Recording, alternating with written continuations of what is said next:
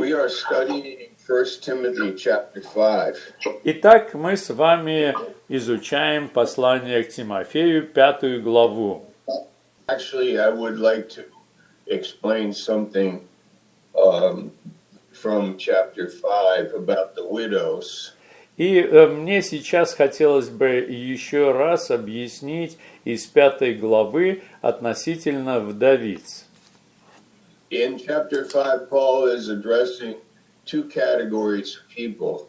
В 5 главе Павел обращается к двум категориям людей. He's talking about widows, and then he talks about ordained pastors. Он говорит о вдовицах, и затем он начинает говорить о рукоположенных пасторах. He's talking about women, and then he talks about men. Сначала он говорит о женщинах, а потом он говорит о мужчинах. And I find that in the history of the ministry that we generally have problems with these two categories of people. И в истории служения, в истории церкви мы обнаруживаем, что имеются сложности вот именно с этими двумя категориями людей.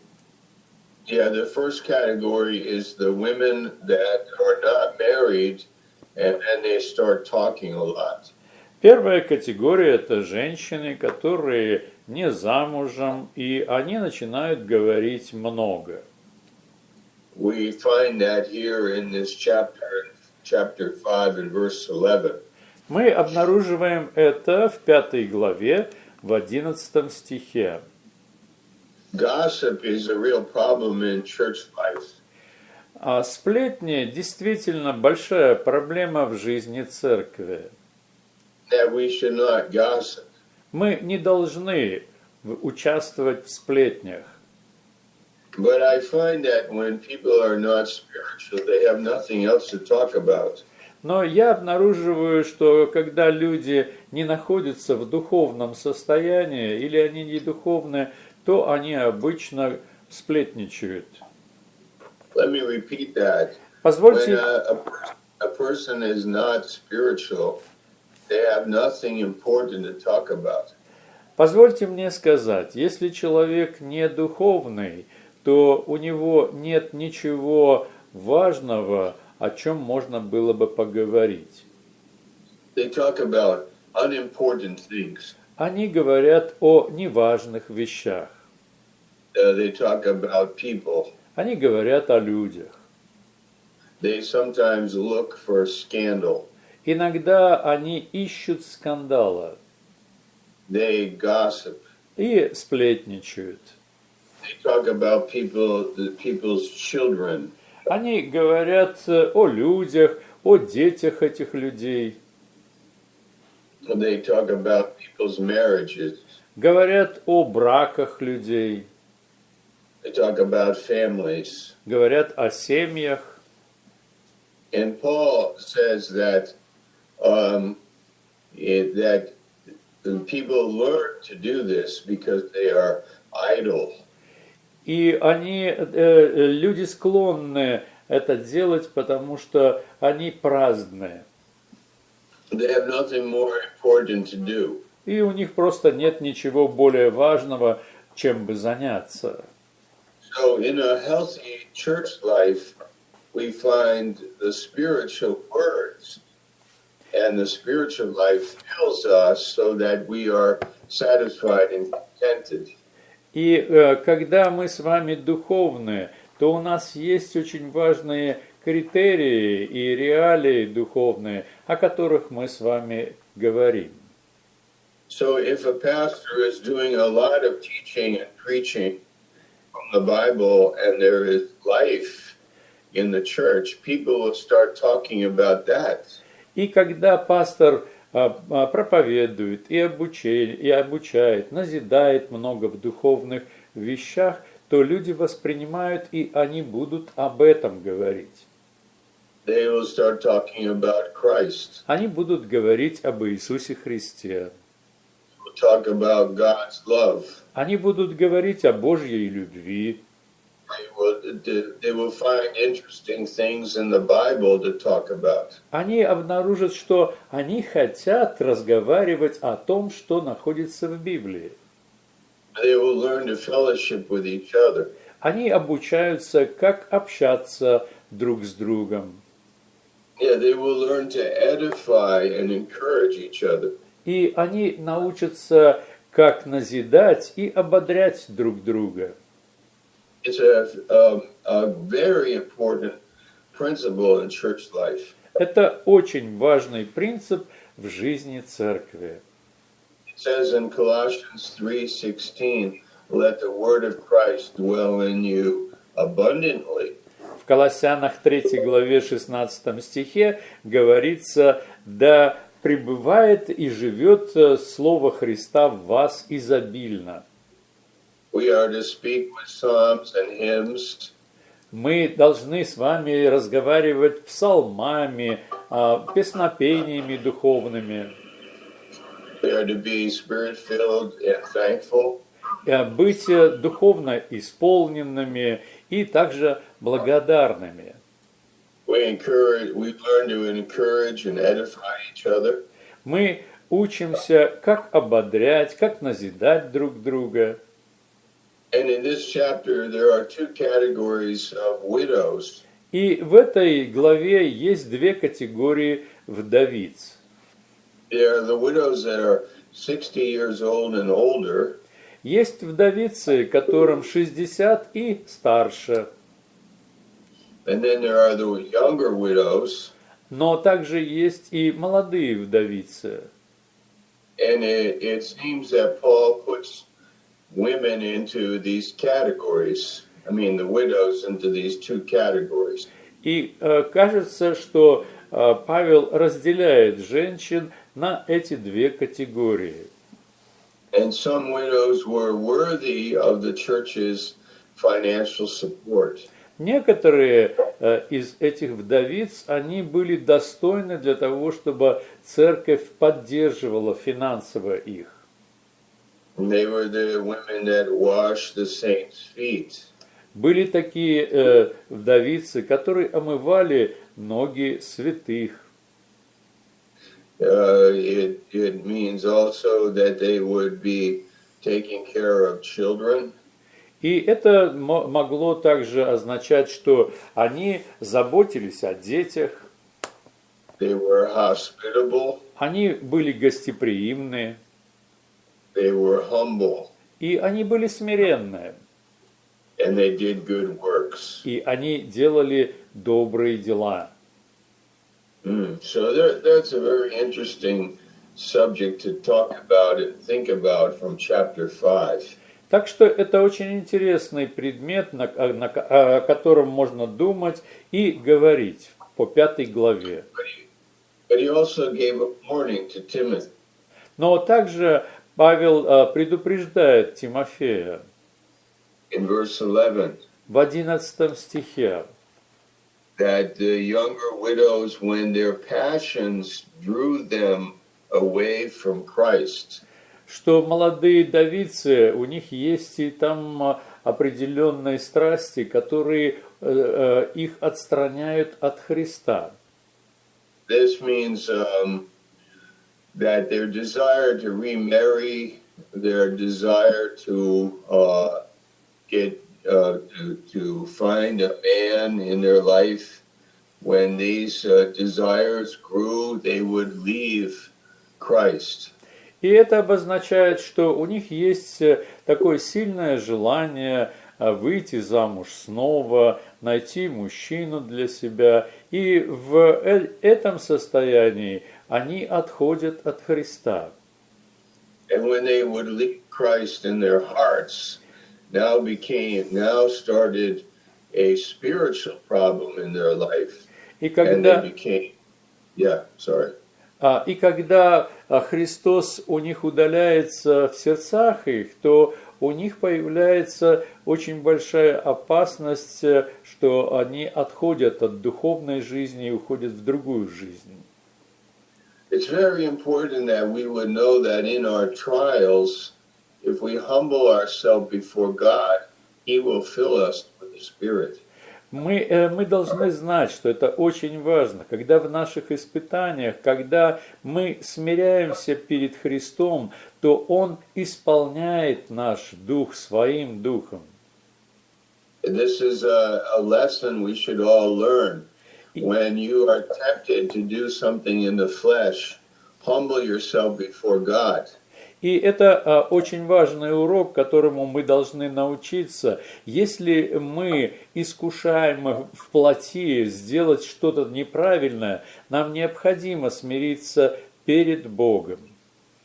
The Spirit will fill you. И Дух Святой наполнит вас. In Proverbs 3:5, trust in the Lord. Притча 3 глава 5 стих говорится: «Доверяйся Богу». When we are tempted, Когда мы искушаемы, follow Jesus, следуйте за Иисусом. and Jesus will fill you. И Иисус, Он наполнит вас. Yeah, but these women in this category, when they left Christ in their hearts, they got into more trouble. Но вот эти женщины, которые были в этой категории, когда они отходили от Христа, то попадали в еще большие сложности. And they start talking a lot.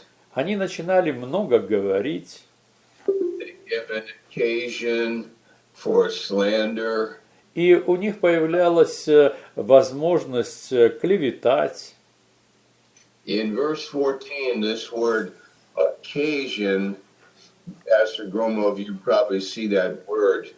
I hope so. It means it's a military term for a base of operation. И вот это слово, которое здесь написано, подавать противнику повод для того, чтобы тот произвел действие.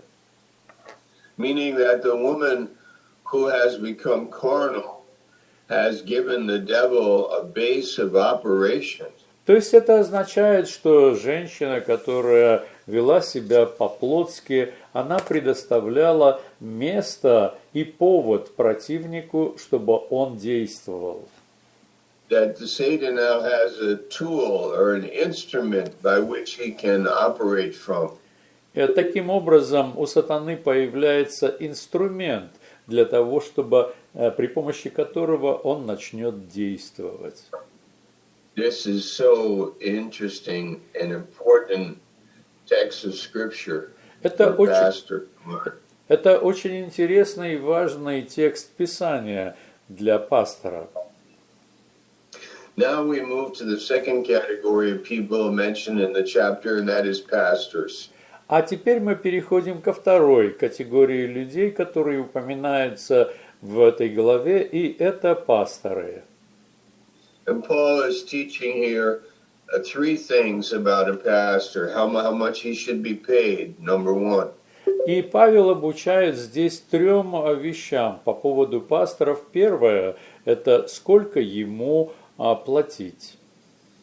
Number two, how he should be protected from slander. Второе – как он должен быть охраняем от клеветы или же оговоров. And number three, how he should be rebuked publicly if he has sinned. И третье, каким образом он обличаем публично, если согрешил. So let's start reading from verse 17. Давайте мы сейчас начнем с 17 стиха. Let the elders who rule well Достойно начальствующим пресвитерам, so leaders that rule well be considered worthy of double honor. то есть те лидеры, которые действуют правильно, они рассматриваются как те, кому нужно двойную честь давать, сугубую честь. Now in chapter 5, verse 1, when it talks about an elder, it's talking about an older man in the church. But in verse 17, it's talking about a church leader. В 5 главе, в 1 стихе он говорит о пожилом человеке, о старце, а вот в 17 он говорит о церковном лидере. Yeah, there are church leaders that are pastors, and then there are elders that are ruling elders. И здесь рассматривается, что есть церковные лидеры, это пасторы, и есть другие лидеры, которые начальствуют. And here we have the elder that there are this is plural, the word is plural because there are more than one.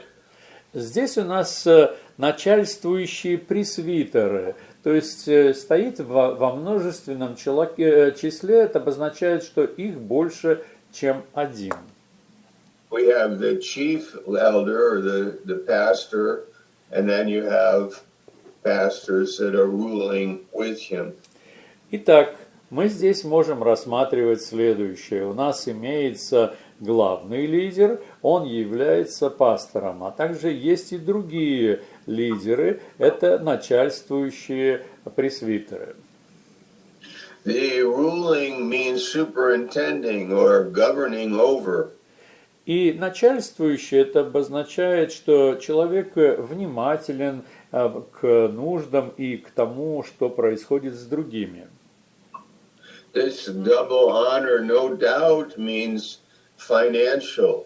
И вот эта сугубая честь, которая записана здесь, несомненно, имеет финансовую сторону. Because that is the context. Потому что это таков контекст. It says, the scripture said, you shall not muzzle an ox when it treads out the grain.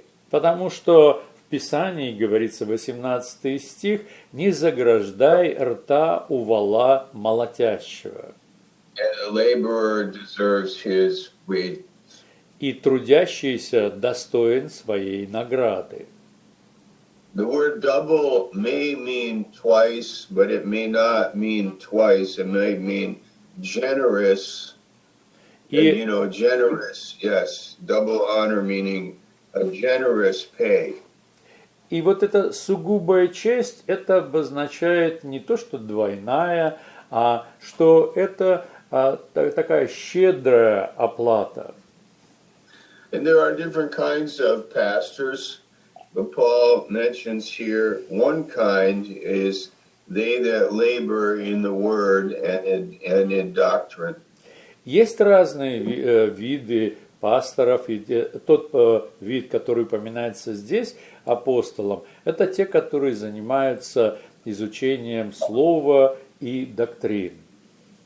This means that the pastor is teaching often. He's teaching from the Bible. He teaches, yes, I'm sorry. И это обозначает здесь, что это такой пастор, который изучает Библию и преподает ее часто. He teaches categorical doctrine, Он обучает категорийным доктринам, systematic doctrine. систематическим доктринам. He quotes Bible verses. Он цитирует библейские стихи. He studies the Bible. Он изучает Библию. Studies the Bible for hours Он изучает Библию часами and weeks и неделями, and months и месяцами, and years. и годами. Then he teaches the Bible И затем он обучает Библии. for hours and weeks and months and years. И это продолжается и часы, и недели, месяцы, и годы. Because people need the Bible. Потому что люди нуждаются в Библии. They need the Proverbs, Им нужны притчи, the Psalms. им нужны псалмы, They need to learn the prophets, им необходимо обучаться пророкам, the law, закону, the parables, притчи, the miracles of Jesus. чудесам Иисуса. the book of Acts, обучаться книге Деяний, the epistles. а также и посланий. So those pastors that are doing this means that they must take their time to study and prepare and do a lot of teaching. И вот эта категория пасторов означает, что у них должно быть время для того, чтобы заниматься и изучением, и обучением. When the church was first born in the book of Acts, chapter 2, Когда церковь впервые появилась, и это написано в книге Деяний во 2 главе, the new believers started to continue in the apostolic teaching.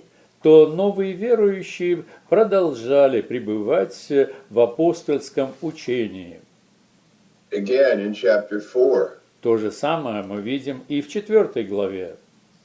And then in chapter 6, it says that they were to continue in the word and in prayer. И в 6 главе говорится, что они должны были пребывать в слове и в слове молитвы. But sometimes pastors are lazy. Но иногда пасторы становятся ленивыми. And they do not study, and then they do not teach. Они не изучают и не обучают. But sometimes they are not lazy, but they work at another job. And they work 40 or 50 hours a week at another job, and they don't have enough time to study. Но иногда они не то что ленивые, но они заняты на другой работе, и там проводят много времени, 40-50 часов в неделю, и у них не остается времени на изучение Библии. So they must study early morning and late nights. Так что And they must study so that they can feed the flock of God. так что им приходится вставать очень рано утром и засыпать очень поздно вечером для того, чтобы иметь это слово, которым можно накормить стадо. And as the church grows, then they take offerings, and the offerings are taken by the administration of the church, and then they are able to pay the pastor. И когда церковь растет, то начинаются приношения, собирают приношения, имеются люди, которые это делают, и появляются финансы, и тогда в церкви должны платить пастору. And Jesus said that the workman is worthy of his hire in Luke 10:7. И Иисус говорит в 10 главе, в 7 стихе, говорится, что работающий, он должен получать свою зарплату. And we know that Paul is quoting from Deuteronomy 25, verse 4. И мы знаем, что Павел цитирует из Второзакония 25 главы из 4 стиха. And he said this verse again in 1 Corinthians 9 and verse 9. И он снова это повторяет в первом послании к Коринфянам 9 главе в 9 стихе. That the pastor is worthy of his hire, especially if he continues in ruling well and also teaching doctrine. И там он говорит, что пастор достоин своей зарплаты, и особенно, когда он и находится в изучении, в обучении, и делает это постоянно. Yeah, okay. So now we are looking at verse 19. Итак, сейчас мы с вами смотрим на 19 стих. Let's stop for a moment, Pastor Gromov, and just ask people, do they have any questions? Давайте остановимся на один момент, и вопрос такой ко всем. Есть ли у вас какие-либо вопросы, потому что мы прошли? Greetings to Nepal. Приветствуем Непал. Greetings to Pastor Rajan. Приветствую, пастор. Передайте привет пастору Раджану. Greetings to Pastor Post and Diane. А также приветствие пастору Посту и Даян. God bless you. Благослови вас Бог.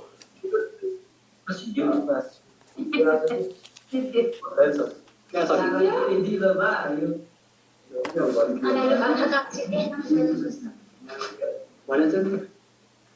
that's great. Greetings Замечательно. to Uzbekistan, but he's a pastor till here. И также приветствие в Узбекистан пастору Таиру, Pastor Stas, пастору Стасу, Pastor Ravil. пастору Равилю. Okay, shall we continue? Давайте продолжим. Okay, we're in the second category, pastors, at verse 19. Итак, мы во второй категории, это пасторы, и стих 19. Paul was concerned that the pastors could be slandered. И Павла очень заботило, что обвиняли пасторов. It is possible in the church that there is one person that says bad things about the pastor. Возможно ли такое, что есть человек, который начинает говорить плохие вещи о пасторе в церкви? And do not do that. Не делайте такого. In Revelation chapter 12, we know that the devil, he is the accuser of the brethren. В 12 главе книги Откровений говорится, что дьявол – обвинитель и клеветник на братьев. And he would like to accuse the pastor.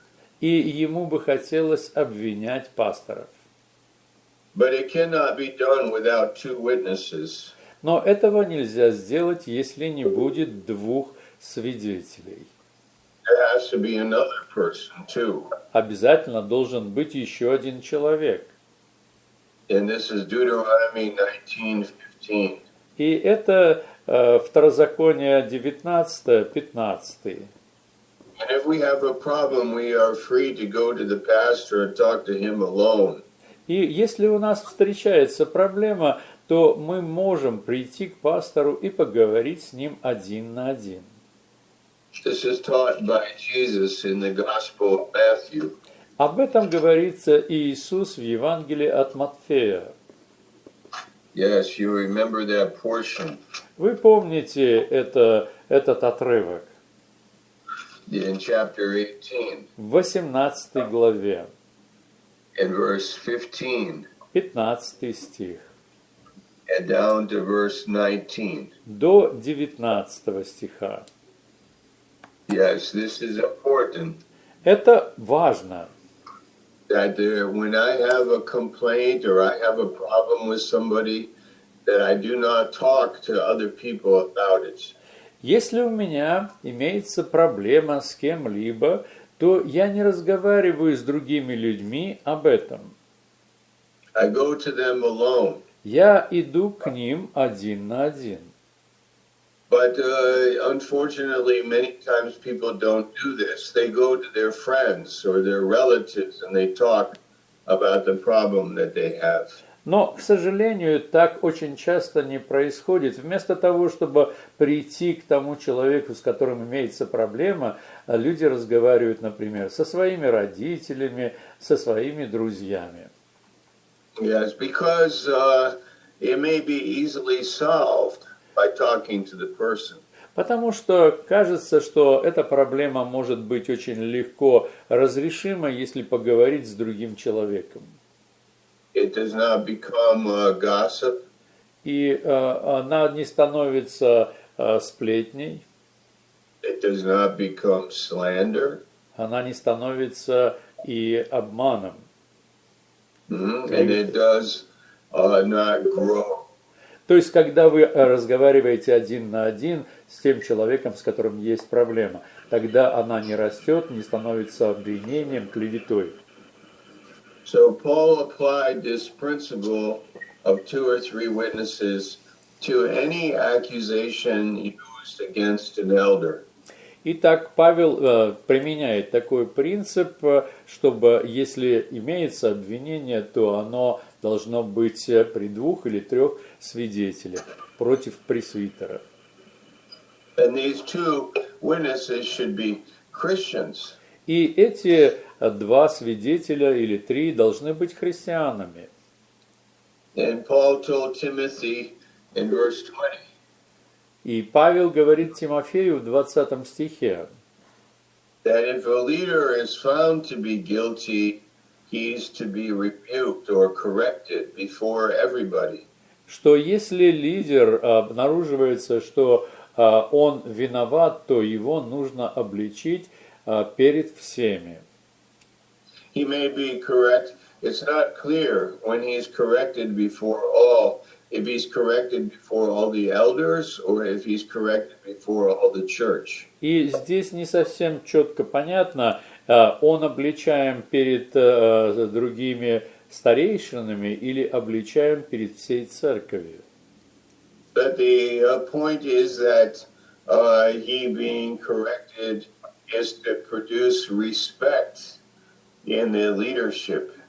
И суть заключается в следующем, что это обличение, оно направлено на то, чтобы было уважение к руководству. It is to make sure other people don't fall into the same sin. И также забота о том, чтобы другие люди не впали в такой же самый грех. Yes, and then it says, I'm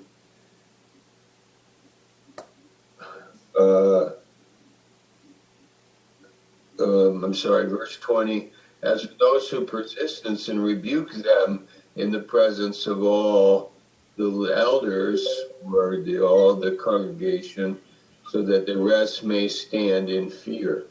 Согрешающих, и имеется в виду лидера, обличай перед всеми, перед всем собранием или перед старейшинами, чтобы и прочие страх имели.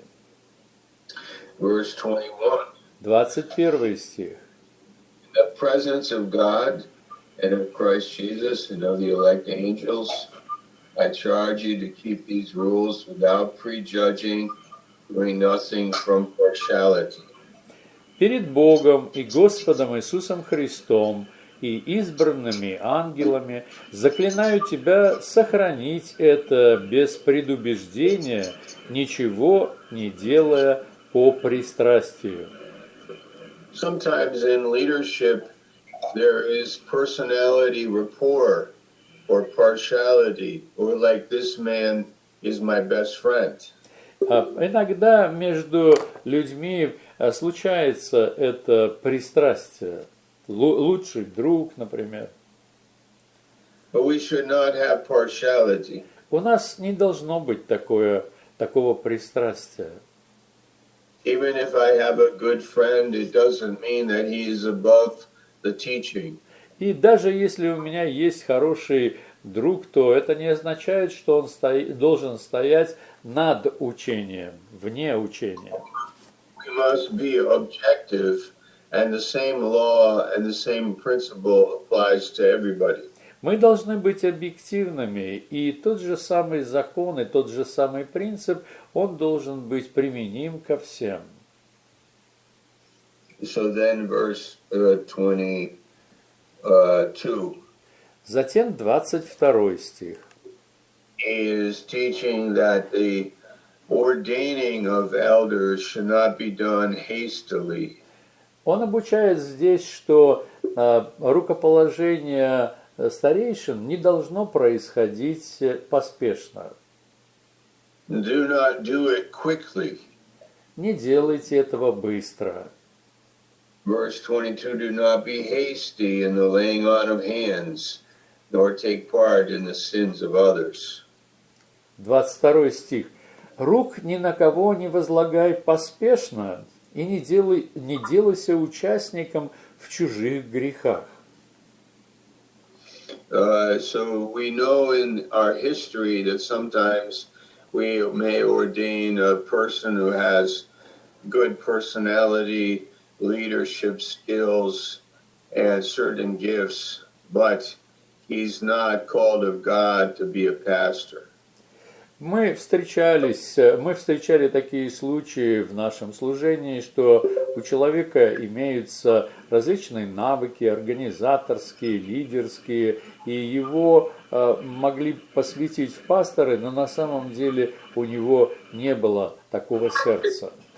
Yeah, we might say, look at some young man and say, oh, he has so much potential, and he has such a nice personality, and he has so many good ideas, and he has a lot of energy, and we might say he could really be used of God, and lay hands on him, and then later regret our decision. Мы, например, можем рассматривать какого-то молодого человека, у которого имеется очень много талантов, и он ведет себя, у него много идей, он очень такой энергичный. У нас может возникнуть предположение, что из него получится хороший пастор, и затем мы можем пожалеть об этом. So there must be an ordination process. И таким образом здесь говорится о том, что должен быть процесс рукоположения. There must be training. Должно быть и обучение. Also, the young man must go through testing that comes from God. И эти же молодые люди, они должны пройти через испытания, которые приходят от Бога. He has to learn to find God. Ему нужно научиться искать Бога. When he feels disappointed, when he falls into sin, when he is discouraged, when people do not like him, all kinds of trials, he has to learn to find God and walk with God. Когда он чувствует себя разочарованным, когда ему кажется, что люди его не воспринимают, у него проблемы, он впал в грех, ему нужно научиться искать Бога. Yeah, Paul called Timothy, "O man of God." Павел называет Тимофея «О человек Божий». It's a phrase used by Paul once in the New Testament. He said, Timothy, "O man of God." Yeah. И это фраза, которую Павел использует ее только лишь один раз в Новом Завете, «О муж Божий». Now, there's something interesting here. Здесь есть также еще кое-что очень интересное. He said, "Do not be a partaker of other men's sins." Он здесь в 22 стихе говорит: «Не делайся участником в чужих грехах». Like somebody in the leadership maybe they in leadership could be manipulative or somehow destructive, and I don't want to be part of that. I don't want to be associated with abuse or be associated with stealing or associated with personality manipulation. Например, если имеется такой руководитель, который манипулирует другими людьми, еще какие-то проблемы, я не хочу участвовать в этом, потому что я тогда тоже буду причисляем и, допустим, к манипуляциям, и какой-то нечистоте финансовой и так далее. Verse 23. 23 стих. No longer drink only water. Впредь пей не воду одну. Now, why would Paul say that? Почему Павел говорит это? Because it seems that Timothy was not drinking wine, so he had to be told to drink a little wine. Складывается такое впечатление, что Тимофей вообще не пил вина. И теперь ему говорит апостол, что немного нужно пить. Why wasn't he drinking wine? Почему он не употреблял вина? Maybe because he had taken the Nazirite vow. Может быть, из-за того, что он принял на себя обет Назарея. In Numbers chapter 6. В числах 6 главе. His mother was a Jew. У Тимофея мать его была еврейка. May have taught him not to drink wine. И вполне возможно, она обучила его, чтобы он не пил вина. But water in the ancient world could also be polluted Но, and impure. но вода в ветхом мире, в древнем мире, могла также быть и нечистой, и зараженной. It might have caused Timothy stomach problems. И она могла причинить проблемы с желудком для Тимофея. Yeah, it may be that it was impure and unsafe to drink it. И вполне возможно, такая вода была нечиста, и ее небезопасно было пить. And so Paul gave a little bit of medical advice. И Павел здесь дает небольшой медицинский совет. Use a little wine for the sake of your stomach. Он говорит здесь, употребляй немного вина ради желудка твоего. That's a little fatherly advice. И это небольшой отеческий совет. Now comes two verses that are very interesting, very profound. И затем еще два стиха, которые очень интересны и также глубоки. It's in verse 24. 24 стих. The sins of some people are conspicuous. Грехи некоторых людей явны, Meaning obvious. то есть они видимы. Sometimes you see that people have sinned and it's caused tremendous trouble in their life, and you can see that. Иногда вы видите, что человек согрешил, и затем это приносит в его жизнь большое изменение, и вы видите это. And then another category is sin that is committed, but you don't see the effects of it. Но есть другая категория, что человек согрешает, но не видны плоды воздействия этого. For example, например, when somebody is a drug addict, you see the effect of the sin in their life. It is very obvious. Например, если человек наркотически зависим, то вы видите влияние наркотика, это очевидно. Or alcohol. Или же в случае с алкоголем. Or somebody that goes to prison. Или же когда человек отправляется в тюрьму. But there are other sins, like selfishness, materialism, но есть другие грехи, например, эгоизм и материализм и некоторые другие. And you may not see the effect of that sin right away. И вы можете и не видеть воздействия такого греха прямо, непосредственно. But it comes after. Но это происходит, воздействие будет видно позже. So when we ordain people, we should be careful not to go by sight, because the person may have some sin in their life, and you may not see that, and you might ordain them, but actually they're not qualified.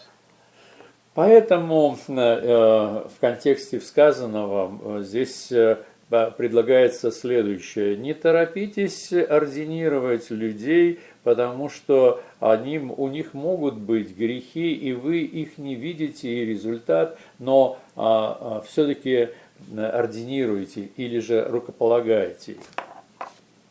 25 стих. So also good works are obvious, and even those that are not cannot remain hidden. 25 стих. Равным образом и добрые дела явны, а если и не таковы, скрыться не могут. When somebody is spiritual, когда кто-то духовный, and they do good works, и они делают добрые дела, it becomes obvious. То это становится очевидным. We see it. Мы видим это. Praise the Lord. Слава Богу. Amen.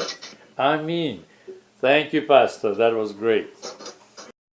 здесь вопрос был, какая разница? Окей.